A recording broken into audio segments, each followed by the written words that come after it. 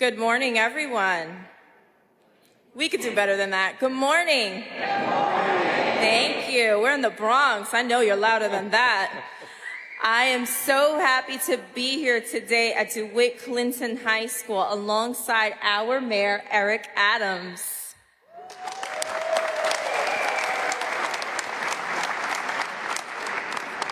We are also joined by our Chief Technology Officer of OTI, Matthew Frazier,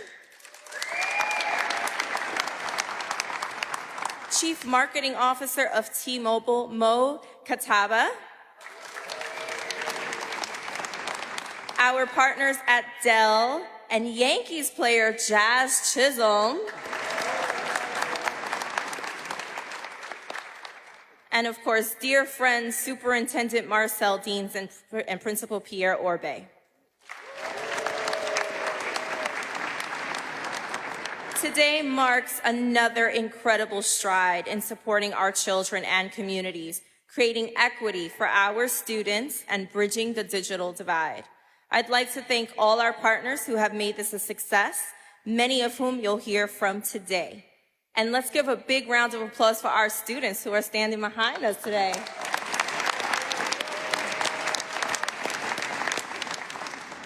And now I'd like to introduce our mayor, Mayor Eric Adams, for today's announcement. Thank you. Thanks so much, Chancellor, right here from the Bronx, has a child in public school, and really when you think about it, what she has done as her time as Chancellor has been remarkable with some of the announcements that we have been making. Back during 2021, when I was campaigning to run for office, prior to that, we were impacted by COVID. And I was in many parts of the city, particularly NYC, knocking on doors, handing out PPEs and face masks. And when I was speaking to the residents there, many of our children were learning remotely. Many of you were learning remotely. And mothers had to do what was called telemedicine. It was new to the city for the most part. And as I went from floor to floor, building to building, I realized that many of our scholars did not have access to high-speed broadband and were unable to go online. We were telling them to go online, but they did not have devices and they did not have access to high-speed broadband. And I just took notes as I moved throughout the city. And it was clear to me we had a city where resources were plentiful and we had a city where resources were lacking. And it was ignored.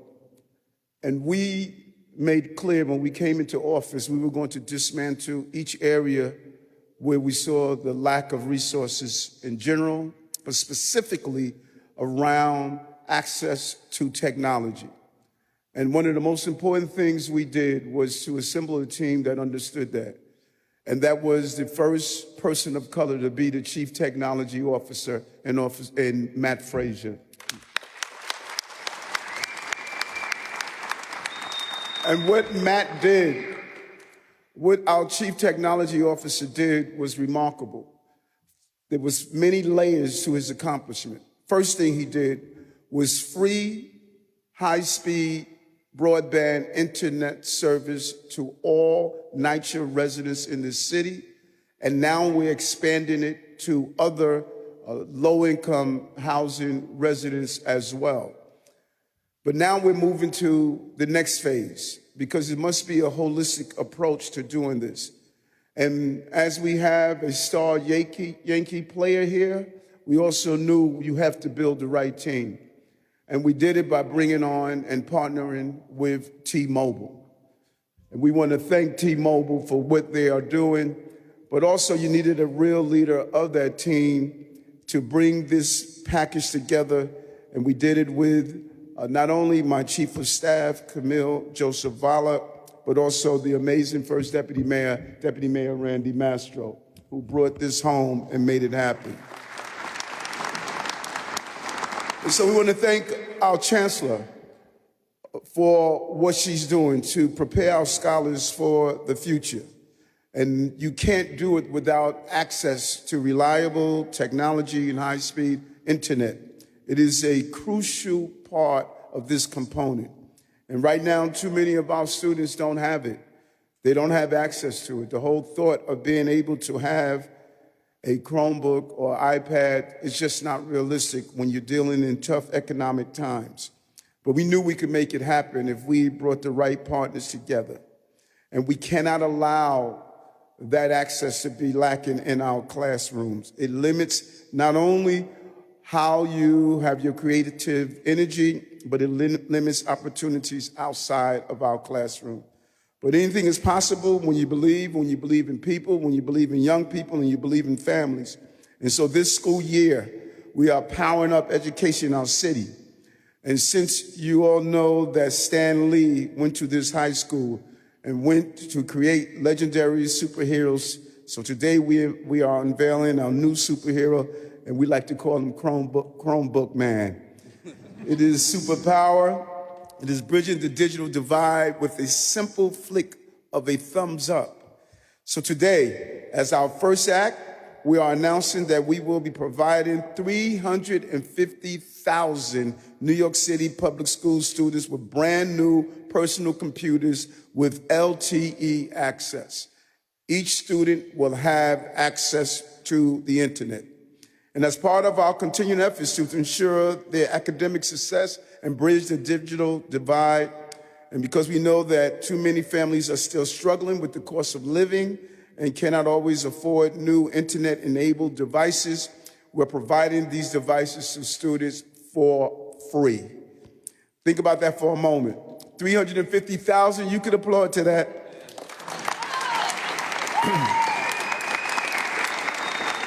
350,000 students in 1,700 schools will receive Chromebooks with 5G internet access and optimized educational programs for free. That's 350,000 future writers, teachers, mathematicians in the making, 350,000 Jane Baldwins, Shirley Chisholms, and other great leaders are preparing to use these devices to access the unlimited supply of information that is on our internet now. These are future mayors, future congressmen, future leaders, future presidents.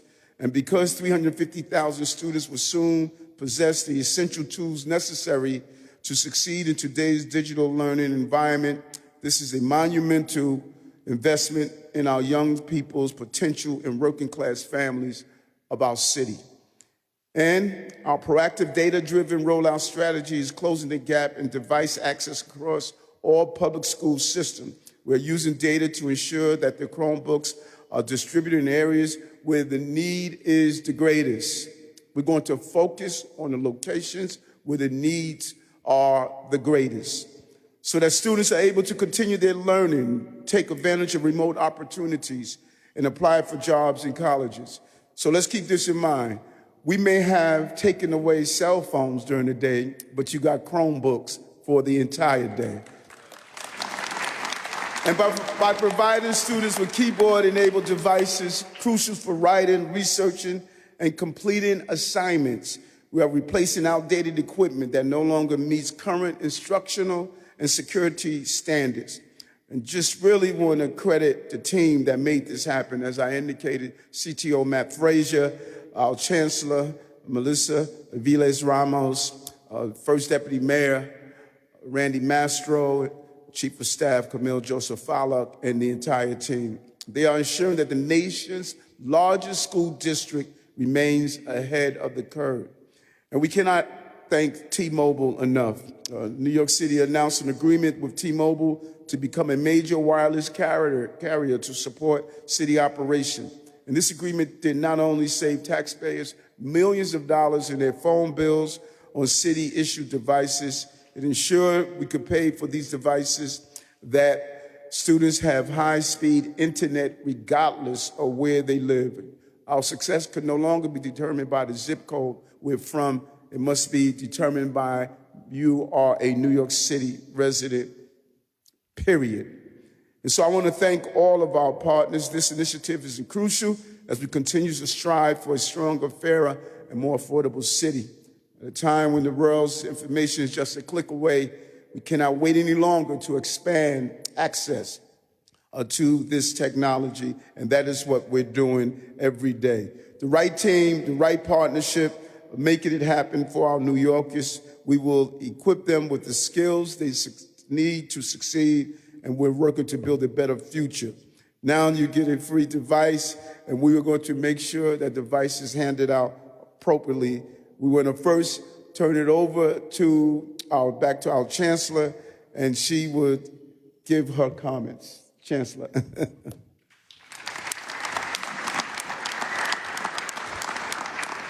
Thank you so much, Mr. Mayor. And as always, it is a pleasure to be a part of a team that prioritizes children and families.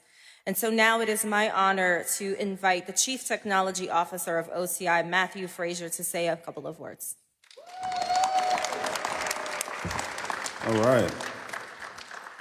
Good morning, everyone. I'm gonna try it like the Chancellor did. Good morning, everyone. Hey. So the reason why we're here today and the reason why we're getting together isn't just about tablets and connectivity. When I think of moments like this and I take a look at the opportunity that we have and the power that we have, I'm reminiscent of something that my late Uncle Ben told me. He said, with great power comes great responsibility. That's Uncle Ben from Spider-Man, and because we're in the House of Stanley, I figured we would say that. But that's a true statement. What we're talking about here is the great equalizer.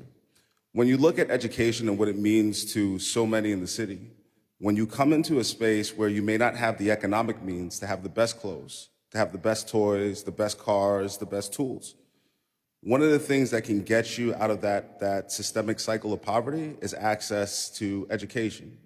And day by day, year by year, as time progresses, technology becomes the underpinning of how education is delivered.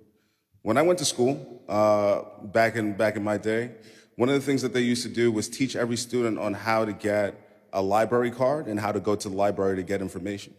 It was a critical part of how we got information to do research and to do homeworks. Now you look at the modern age, the way that most students do research, the way that most students get information is through technology, through a digital age. And it's a shame that we have so many people that go home and they don't have access to internet at home. So the connectivity that we're providing today, the devices that we're providing today, is a lifeline for the future writers, for the future leaders of the city, for the future leaders of the world, those that are interested in taking their academic career forward and changing the world in a magnificent way. This gives them the pathway to do that.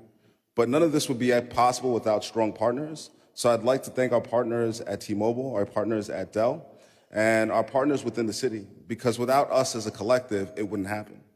And I'd also like to thank Jazz Chisholm from the Yankees for showing up to show support for a great program like this.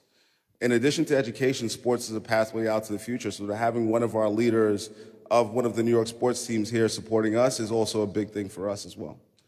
But I'd like to thank you all for showing up today, and I'm excited to see how these devices will reach out and how these devices will change the shape of New York City and the world forever. Thank you. And with that, I'd like to introduce Mo, who's the Chief Marketing Officer for T-Mobile. Good morning. Hello, everybody. How's everyone doing? What an incredible announcement, incredible morning. Thank you for letting us be here and be a part of it. What the city is doing here today isn't just a technology upgrade. It's a leap forward in equity, in education, and in opportunity. Because when you unlock reliable mobile-first connectivity for 350,000 students, you're not just connecting devices, you're powering generational potential at massive scale. As the mayor mentioned, T-Mobile is incredibly proud to have been awarded a landmark connectivity deal by New York City earlier this year, becoming the major wireless provider supporting city operations. And from the beginning, this partnership was more than being just about connectivity. It was about making sure city employees, including first responders, had access to cutting-edge technology and the reliable service that they need. Today, we're taking that even further. It's time for a break. Bringing 350,000 students into the equation 350,000 students that are now going to have the tools to learn, to explore, and reach their full potential. And we couldn't be more excited to help the students close their digital divide along with the city. This is something that's deeply personal for us at T-Mobile, and not just here in New York. Why? Because the challenge is real and it's growing.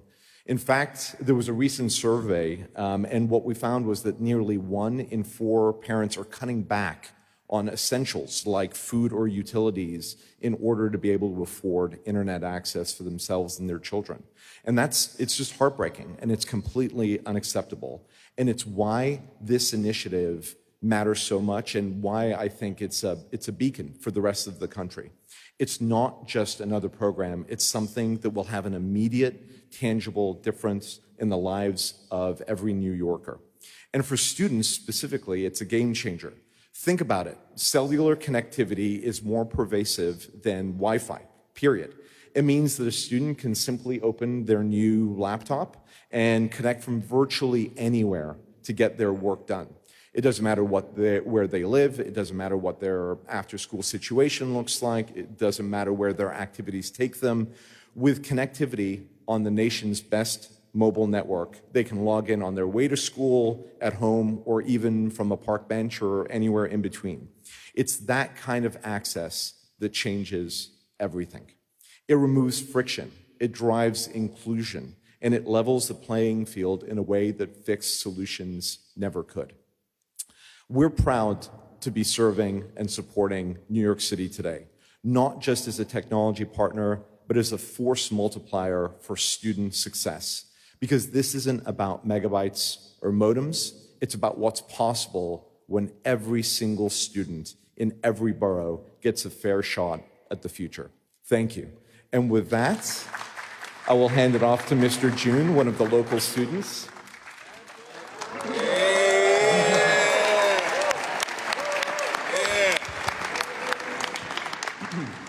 Hello, my name is William June. I'm a senior and I'm a youth leader. I'm here to just praise this wonderful opportunity we've been given and give thanks from the student body. Bringing personal laptops to our school isn't just about keeping up with technology. It's about giving every student a real shot at success. With these laptops to take home, learning doesn't just stop when the bell rings. Homework, research projects, all of it becomes more accessible. And let's be real, typing an essay on a laptop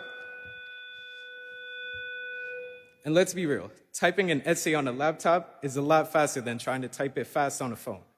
For teachers, it opens the door to more creative lessons. For students, it means building real-world digital skills while also learning responsibility. After all, if you can take care of a laptop every day, you're practicing the same accountability expected in a college or workplace environment. Most importantly, this program levels the playing field for everyone. Not every student has access to reliable tech at home, and now no one gets left behind. Laptops don't just upgrade our classrooms, they upgrade opportunities, they upgrade futures, and if we're being real, they make homework just a little less painful. Thank you for the opportunity, and I wish everyone a wonderful day.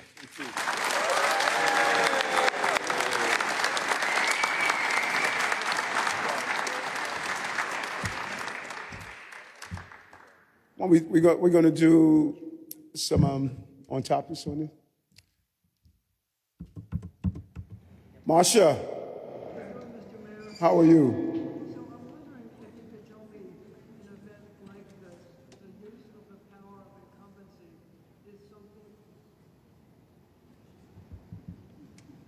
An event like this, the use of the power of incumbency is something that will help you in your campaign to get reelected, and what kind of a message it sends to the people who wanted you to drop out? Next question. Come on, Mr. Mayor. This is the power of incumbency. Will it help you? Next question, Marsha. Come on, I know you got more questions in there that's more suitable to the great things we're doing today.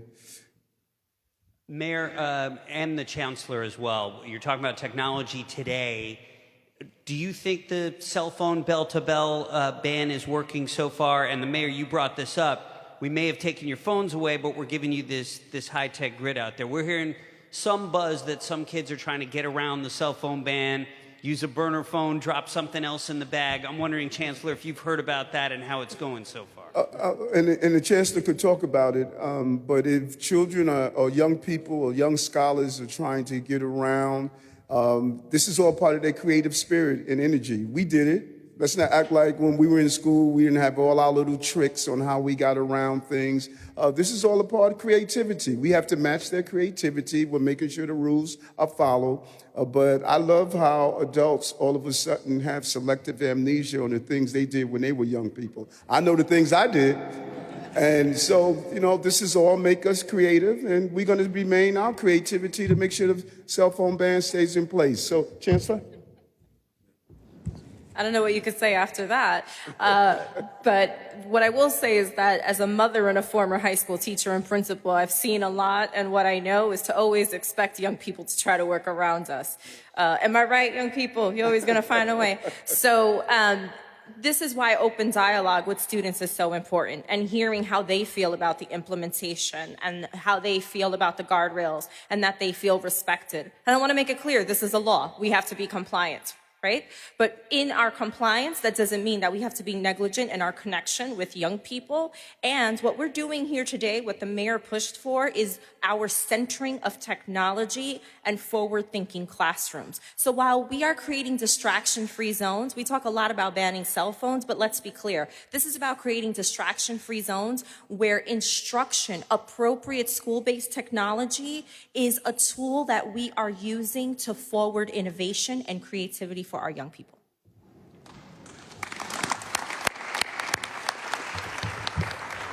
Hi, Mr. Mayor. Kelly, how are you? Good. I have on-topic questions for you. Okay, I'm glad you do, but we're doing on topic. I wanted to know. Do you have an on topic? Yeah, I do. Okay. Okay. I wanted to know how the students are going to be chosen, or the schools, and is this a permanent program? Is this temporary? How will it look for the future? Mm-hmm. Such a great question. So we actually are working in phases to make sure that the students who need these devices the most are getting them fastest. We're committing to completing the distribution of these devices across the school year. So by the end of this school year, every single student will have received a device. But we are starting with one-to-one device coverage, or devices that are older than 5 years. So if a school has devices that are older than 5 years, they don't have the one-to-one devices, those schools will get access to these devices first. Our second priority is students in temporary housing, because we want to make sure that those students have everything that they need. As the mayor described what it looked like in COVID, we want to make sure that that doesn't happen again. Priority 3 is our high poverty schools without devices, and the way that we define high poverty is a poverty rate of 86% and above. And right after that, priority 4 is our new schools and schools that have submitted appeals for additional devices. So this really, when we talk about equity, this really ensured that we were putting devices in the hands of the young people who need it the most.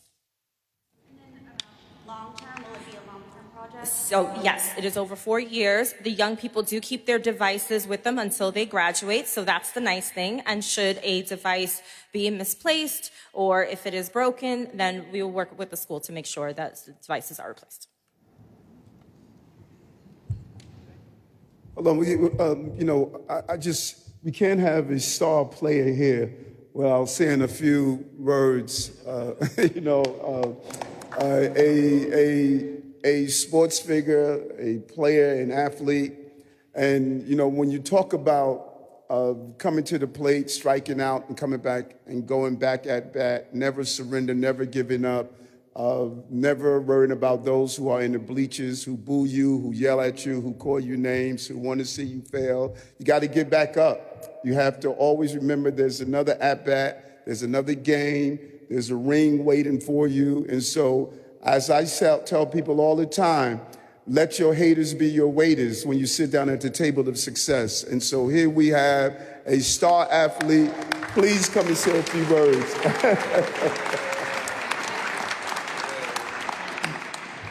How we doing, y'all? Sorry, I'm still trying to wake up a little bit. It's early for me. I just think it's great.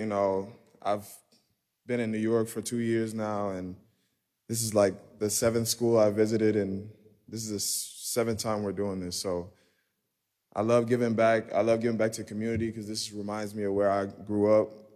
And just to see a young kid like you come up here and be brave enough to speak in front of a lot of people, you know, I don't know how many times you've done it, but you see like the love that your family and your friends give you, you know what I mean? You feel it. And we all are here for all of y'all. So at the end of the day, I'm just happy to be here, and thank you guys for having me. Okay, thank you.